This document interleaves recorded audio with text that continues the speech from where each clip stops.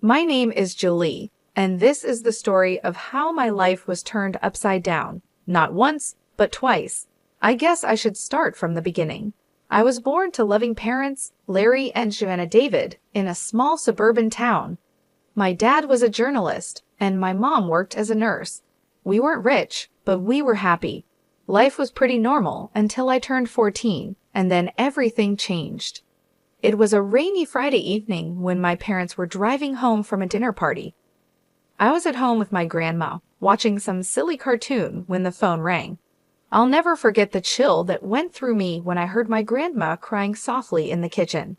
The next few days were a blur. They told us Mom had died instantly in the crash. Dad survived, but just barely.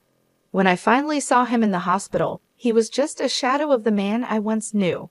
His legs were crushed, and the doctor said he'd never walk again. "Julie," he whispered, reaching for my hand. "I'm so sorry, sweetie. I'm so sorry." I didn't understand why he was apologizing. It wasn't his fault a drunk driver had crashed into their car. But as I got older, I realized he was sorry for what our lives had become, for the struggles we would face, for the mother I had lost, and for the father he thought he could no longer be. But my dad, Larry David, was stronger than he gave himself credit for. After he got out of the hospital and adjusted to life in a wheelchair, he threw himself into his work. He had always been a talented writer, and now he focused all his energy on his job as an editor at the city's major newspaper. As I entered my teenage years, Dad made sure I had everything I needed. He encouraged me to join clubs, make friends, and have as normal a life as possible.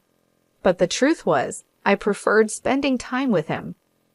We watched old movies together, argued about books, and he helped me with my homework. When it was time for college, Dad insisted that I go away to school. "You need to spread your wings, kiddo," he said. "Don't worry about me, I'll be fine." I was hesitant, but I knew he was right, so I went off to college. I went to the State University of New York and studied accounting. That's where I met Emma, who became my best friend. Through Emma, I met her second cousin, Paul. Paul was kind and funny, and he didn't flinch when I told him about my dad. In fact, the first time he met Dad, they got along right away, bonding over their shared love of classic rock. Later, Paul told me, "Your dad is cool, and you're amazing for taking care of him all these years." I tried to play it off, but inside I was glowing. For the first time since the accident, I felt like maybe, just maybe, I could have a normal life, a life with love, laughter, and even a family of my own someday. After graduation, things started to fall into place like a puzzle. I got a job at the local tax service, and Paul started working as a long-haul truck driver. We dated for 4 years before he proposed to me on a crisp autumn evening in the park where we had our first date. I was thrilled, but there was one thing I needed to make clear. "Yes, Paul, but I can't leave my dad. He needs me." Paul smiled wide and said, "I wouldn't have it any other way. We'll all live together. Your dad's apartment is big enough for the 3 of us, right?" The wedding was small but beautiful. Dad insisted on wheeling himself down the aisle to give me away. There wasn't a dry eye in the place. As I stood there, holding Paul's hand, I felt like I was living a fairy tale. But every fairy tale has its villains, and mine came in the form of my mother-in-law, Maria, and my sister-in-law, Olivia. From the moment I met them, I could tell they didn't approve of me. "So your father is handicapped?" Maria asked during our first meeting, wrinkling her nose like she smelled something bad. "He's disabled," I corrected, trying to stay calm. "But he works as an editor." "How nice," she interrupted, clearly not interested. Then she turned to Paul and asked, "Are you sure about this? There are so many nice girls from good families." I felt my face flush with anger and embarrassment, but Paul immediately defended me. "Mom, Julie is from a good family. Her dad's disability doesn't change that. I love her, and that's all that matters." That shut Maria up, but I could still see the disapproval in her eyes. Olivia, following her mother's lead, was just as cold towards me after the wedding. True to his word, Paul moved in with Dad and me, and our life settled into a comfortable routine. I'd go to work at the tax office, while Paul was on the road for days at a time. When he was home, we'd all have dinner together. But whenever Maria and Olivia visited, the atmosphere in our home changed.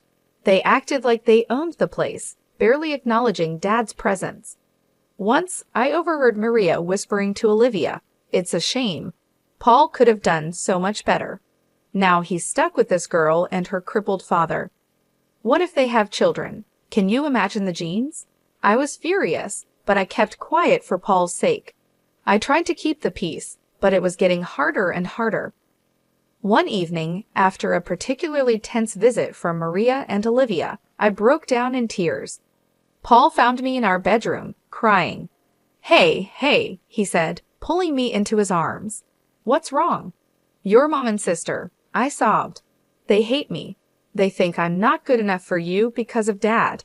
Paul's face hardened. "That's ridiculous. You and your dad are my family now. If they can't accept that, it's their problem, not ours." His words comforted me, but I couldn't shake the feeling that this was just the beginning of our troubles with Maria and Olivia. As the months went by, Paul's trucking business began to grow. He was always on the road, traveling across the country in his big rig. I missed him terribly when he was gone, but I focused on my work at the tax office and spent my evenings keeping Dad company. One crisp autumn evening, as I was helping Dad into bed, Paul called. His voice crackled with excitement over the phone. "Julie, I've been thinking," he said. "How would you feel about buying a townhouse? It would be easier for your dad to move around in a wheelchair. He could spend more time outside. Plus, you could have a garden, something to keep you busy when I'm on the road." The more he talked, the more I liked the idea. I glanced at Dad, who was pretending not to eavesdrop. "What do you think, Dad?" I asked, putting the phone on speaker. Dad's eyes lit up. "A garden would be nice," he admitted, "and it would be easier to get outside." That settled it. Over the next few weeks, we threw ourselves into house hunting. We finally found the perfect place, a spacious townhouse with wide doorways, a roll-in shower for Dad, and a beautiful backyard. Taking out a mortgage was scary, but with Paul's income, mine, and the rent from Dad's old apartment, we managed to make it work. We moved in on a sunny Sunday in spring, and I'll never forget the look on Dad's face as he wheeled himself out onto our new patio. "This is perfect, sweetie," he said, his eyes misty. "Thank you." We spent the next few months settling in and making the place our own. I planted a small vegetable garden, and Dad would sit outside for hours, enjoying the sunshine and fresh air. It was peaceful, almost perfect. Then we decided to have a housewarming party. We invited friends, colleagues, and yes, even Maria and Olivia. The party was in full swing when they showed up, fashionably late as usual. They walked in, looking around with barely hidden envy. As we walked through the house, I could see Maria thinking about something. When we reached the master bedroom, she turned to me with a sly smile. "You know, Julie," she said quietly, "this would be perfect for Paul and me. Why don't you send your father to a nursing home? Then I could move in here." I felt like I'd been slapped. "Excuse me," I managed to say. "Oh, don't look so shocked," Maria continued. "Your father isn't well. He's not a whole person anymore, is he? He doesn't need all this luxury. A nursing home would be more than enough for someone in his condition." Before I could respond, Maria marched out to the patio where Dad was talking with some guests. To my horror, she grabbed the handles of his wheelchair and started pushing him toward the driveway. "Maria!" I shouted, running after her. "What are you doing?" "If he won't go to a nursing home, he can stay outside," she sneered. "That's what you wanted, isn't it? For him to be outdoors?" I was shaking with rage and disbelief. Thankfully, Paul heard the commotion and came running. His face turned red with anger when he saw what his mother was doing. "Mom," he yelled, "what the hell are you doing? Let go of Larry's chair right now." Maria looked shocked by Paul's tone. "But honey, I was just—" "I don't want to hear it," Paul cut her off. "You and Olivia need to leave now." After they left, Paul apologized over and over to Dad and me. I'm so sorry, he said, his voice breaking. I had no idea she would do that. I'm just so sorry. Dad reached out and patted Paul's hand. It's not your fault, son, he said gently. Some people just can't understand. Life settled into a new routine after that incident. Maria and Olivia kept their distance, which was fine with me. Paul focused on his work, taking on more long-haul routes to help pay for our new home. I split my time between my job at the tax office, taking care of our home, and looking after Dad. 4 years passed quickly. Our life became comfortable and predictable. Paul was on the road most of the time, but when he was home, our little family was happy. Dad's health was stable, and he seemed content, spending his days in the garden or working on his editing from home. Then came the call that shattered my world. I was at work when my phone rang. A man's unfamiliar voice greeted me, "Mrs. Walker, this is Officer Andrew from the Highway Patrol." My heart sank. "Yes," I barely managed to say. "I'm sorry to inform you that your husband, Paul Walker, has been in a serious accident." The rest of the conversation was a blur.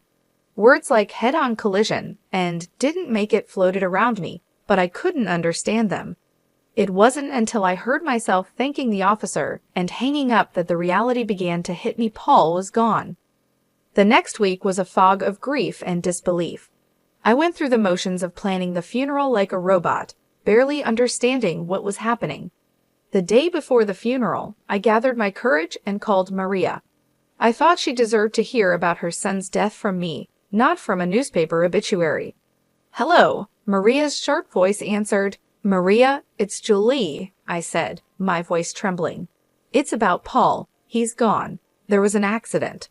There was silence on the other end of the line, and then, to my shock, Maria's voice came back, dripping with anger. "This is your fault," she hissed. "You made him work so hard, driving that truck to pay for your fancy house. You killed my son." I was stunned. "Maria, that's not, save it," she snapped. "I expect you to give him the best funeral money can buy, but don't expect a penny from us. You made your bed, now lie in it." The line went dead. I stood there, phone in hand, tears streaming down my face. How could she be so cruel? How could she blame me for this? The day of Paul's funeral was gray and rainy, matching my mood perfectly. The church was full. Paul was well liked in the community, and it seemed like half the town had come to pay their respects.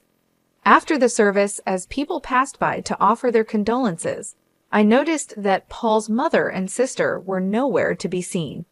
They hadn't even bothered to show up for their own son and brother's funeral. Dad reached out and squeezed my hand.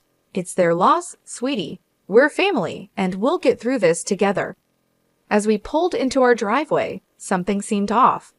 The lights were on in the house, which was strange because I was sure I had turned everything off before we left. "Did you leave any lights on, Dad?" I asked, frowning. He shook his head. "No, I don't think so." As we got closer, I noticed movement inside the house. My heart started pounding. Were we being robbed on the day of Paul's funeral? I quickly helped Dad out of the car and into his wheelchair, my mind racing. Should I call the police? But as we approached the front door, I heard familiar voices inside. A chill ran down my spine as I recognized them. I pushed open the door to find Maria and Olivia in our living room, surrounded by boxes and pieces of furniture. "What the hell is going on here?" I demanded, my grief momentarily forgotten in the face of this outrageous intrusion. Maria turned to me, her face a mask of fake sympathy. "Oh, Julie dear, we're just helping you pack up. After all, you can't possibly afford to keep this place now that Paul is gone." I was speechless. Olivia added, her voice sickeningly sweet, "Don't worry, you can go back to your father's apartment. It's cozy." I could feel the anger building inside me. "Get out," I said, my voice low and dangerous. "Get out of my house right now." Maria had the nerve to look offended. "This house belongs to us now. All of Paul's property does. We're his family after all." "Like hell you are," I exploded. "Where were you today? At his funeral?" "Oh, that's right, you couldn't be bothered to show up." Maria waved her hand dismissively. We were busy making arrangements. Now be a good girl and start packing. We'll meet you out by tomorrow. I couldn't believe what I was hearing. These women hadn't shed a tear for Paul, hadn't even attended his funeral, and now they were trying to kick us out of our home. I'm calling the police, I said, pulling out my phone. Maria and Olivia exchanged worried looks. They clearly hadn't expected me to fight back. Now, Julie, Maria began, but I cut her off. No, you have exactly 10 minutes to get out of my house before I call the cops. This is my home. Paul and I bought it together. You have no right to be here. Maybe it was the steel in my voice or the fire in my eyes, but Maria and Olivia finally realized they had gone too far. They gathered their things and left, but not before Maria turned to me with a sneer. This isn't over, Julie. You'll be hearing from our lawyers. The days after Paul's funeral were a blur of grief, anxiety, and paperwork. I threw myself into sorting out Paul's affairs, partly to keep busy and partly out of fear that Maria and Olivia would try to take what wasn't theirs. A week after the funeral, I received a call from a local law firm. My heart pounded as I answered the call, afraid it was Maria, following through on her threat of legal action. Mrs. Walker, a crisp, professional voice asked. This is Scott Thompson from Thompson & Partners. I'm calling about your late husband's will. I felt a small flicker of hope. His will? I didn't know he had one. Yes, ma'am. Mr. Walker came to see us about 5 months ago. He asked that we contact you in the event of his passing. I scheduled an appointment for the next day, my mind spinning. Why hadn't Paul told me about this? What did it mean? The next morning, I wheeled Dad into Mr. Thompson's office. The lawyer greeted us warmly, his kind eyes crinkling at the corners. Mrs. Walker, Mr. David, thank you for coming in, he said, gesturing for us to sit near his desk. I'm sorry for your loss. Mr. Thompson opened a file on his desk. Now, as I mentioned on the phone, your husband came to see us to draft his will. He was very clear about his wishes. I held my breath as Mr. Thompson began to read. I, Paul Walker, being of sound mind, do hereby leave all my worldly possessions to my beloved wife, Julie Walker. I gasped, and Dad's grip on my hand tightened. Mr. Thompson continued, this includes our home, my truck, and all our savings. It is my wish that Julie use these resources to care for herself and her father, Larry David, whom I have come to love as my own. Tears streamed down my face. Even from beyond the grave, Paul was taking care of us. There's more, Mr. Thompson said gently. Mr. Walker left a letter for you. He handed me an envelope. With shaking hands, I opened it and began to read. My dearest Julie, if you're reading this, it means I'm gone. I'm so sorry for leaving you and Larry. Please know that you two are the best thing that ever happened to me. I made this will because I know how my mother and sister can be. I didn't want to worry you, but I needed to make sure you and Larry were protected if anything happened to me. You're my real family, Julie, you and Larry, not them. Take care of each other, live your lives to the fullest, and know that I'll always be watching over you. All my love, Paul. I clutched the letter to my chest, sobbing.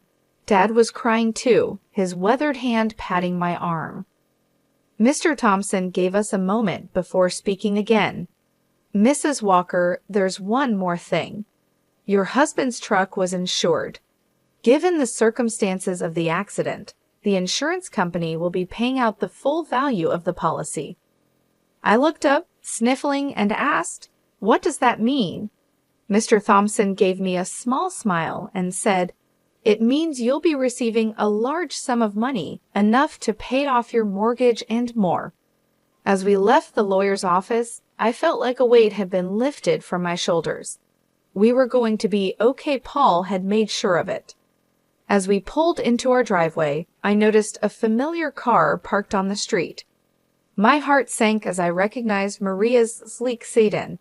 Oh no, I muttered, what now? Sure enough, Maria and Olivia were waiting on our front porch. But this time, I wasn't afraid. I had Paul's letter in my pocket and the strength of his love in my heart.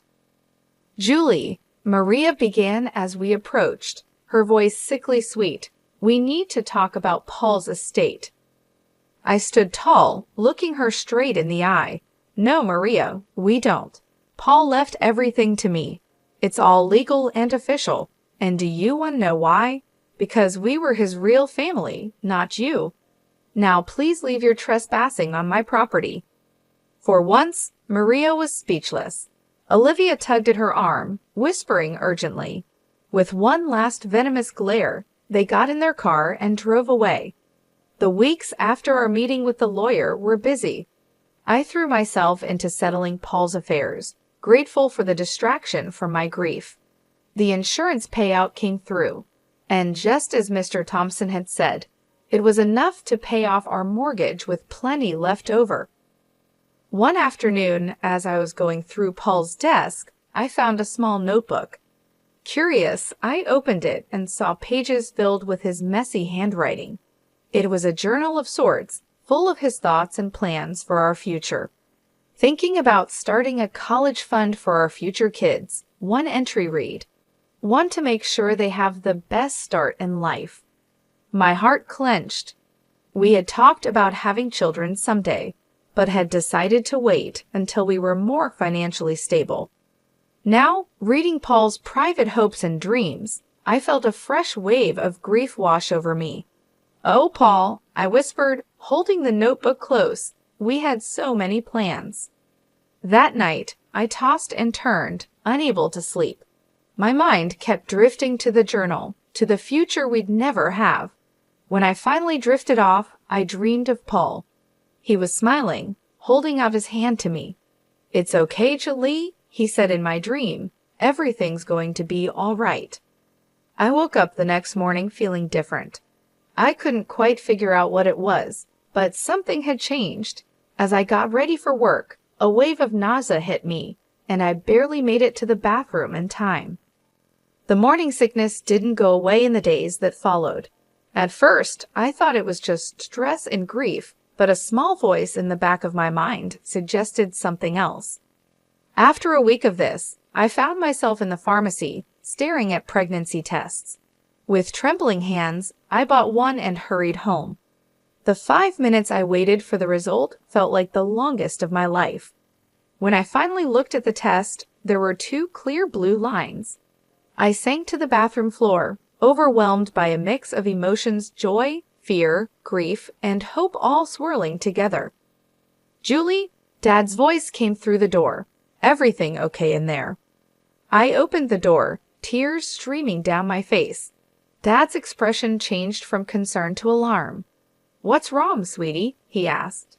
I held up the test, my hand shaking. "I'm pregnant, Dad." I fell into his arms, sobbing. He held me, stroking my hair like he used to when I was a little girl. "It's okay," he murmured. "It's going to be okay. You're not alone, Julie. And this baby is a gift, a piece of Paul that will live on." His words hit me deeply. This baby was a part of Paul, a continuation of our love. Suddenly, the fear began to fade, replaced by a strong determination. "You're right," I said, wiping my eyes. "This baby is a gift, and we're going to be okay." Dad smiled, his eyes crinkling at the corners. "That's my girl. Now let's get you something to eat. You're eating for 2 now, after all." As we headed to the kitchen, I felt a sense of hope growing inside me. The road ahead would be challenging, but with my father by my side and Paul's child growing inside me, I knew we could face anything. As my belly grew with our child, I found strength I never knew I had. Dad was my rock, always there with a kind word or a helping hand. We settled into a new routine, just the 2 of us, eagerly awaiting the arrival of the newest member of our little family. One sunny afternoon, as I was tending to the garden Dad and I had planted together, I heard a car pull up. My heart sank as I recognized Maria's sedan. What could they possibly want now? I walked to the front of the house, one hand instinctively resting on my swollen belly. Maria and Olivia stood on our porch, looking both comfortable and slightly desperate. "Julie," Maria began, her voice missing its usual sharpness, We need to talk to you." I raised an eyebrow, but said nothing, waiting for her to continue. Olivia spoke up, her eyes darting around nervously. "We've hit some hard times. We were wondering if we could stay in your father's old apartment just until we get back on our feet." I couldn't believe what I was hearing. After everything they had put us through, they had the nerve to ask for more. "I'm sorry," I said, my voice firm but calm. "That's not possible. I don't want to communicate with you anymore." Maria's eyes narrowed as they noticed my pregnant belly. Her face twisted with shock and disgust. "You're pregnant?" she spat. "Already? You little prostitute. I can't believe you've already found a new man. Paul's body isn't even cold in the ground." I felt a surge of anger, but I pushed it down. I didn't bother explaining that it was Paul's child. I didn't want my baby to have such a grandmother and aunt. Instead, I smiled a small, secretive smile that seemed to unsettle Maria even more. "My personal life is none of your concern," I said calmly. "Now I think it's time for you to leave." Maria looked like she wanted to say more, but something in my expression must have stopped her.